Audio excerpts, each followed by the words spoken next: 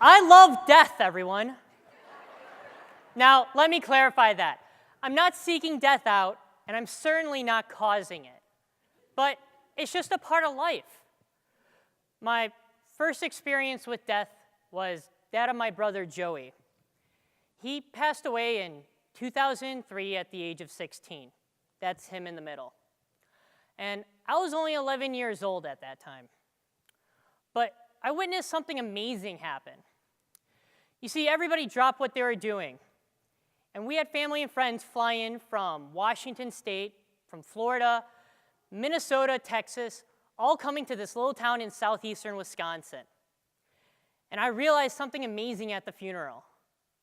We weren't mourning the death. We were celebrating his life. And I just am so glad that I have this optimistic view about death. And I really owe all that to my grandma and Grandpa Kuderer, pictured there on their wedding day. You see, they always talk so nonchalantly about death. I could never figure it out.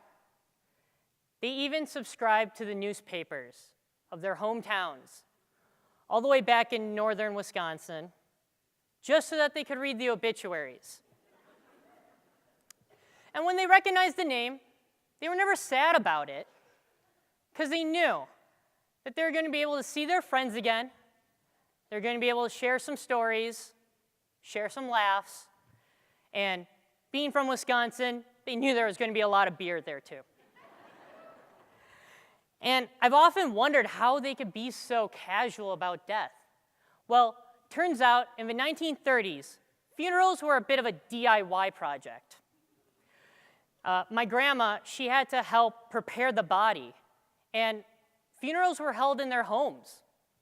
And it was never more evident in my grandma's upbringing than my Grandpa Kuderer's funeral.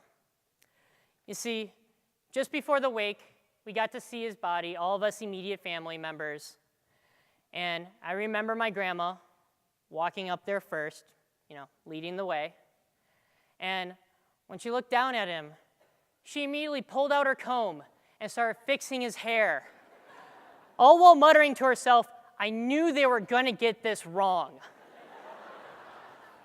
And we had the same exact reaction as you guys. We just started uncontrollably laughing. And that's the thing about funerals that nobody ever talks about. They're funny. You get to tell stories. I remember at my Grandma Darling's funeral, pictured there in the middle. She never quite got the hang of flying. In fact, every time she went through TSA, she'd argue with them as to why she couldn't bring her nail clippers on board. Or my Aunt Julie, who also never got the hang of flying. She tried to bring an engraved wedding cake knife on board. She didn't make it past TSA either. That's my mom's side of the family, though. Or my Grandpa Kuderer's funeral.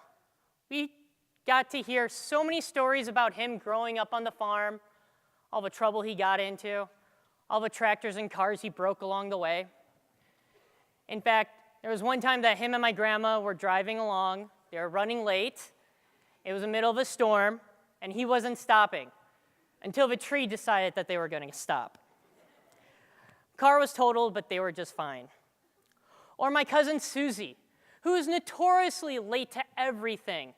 And I remember going to her funeral, walking through the doors, seeing her urn on the altar, and then my cousin walking over to us and saying, "Just so you know, the urn's empty. There was a problem at the crematorium." She was late to her own funeral.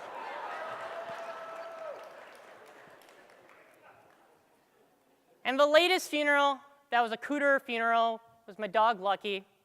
Passed away this past July at the age of 17 years old. And I called my parents the day after, and I asked them how they were holding up.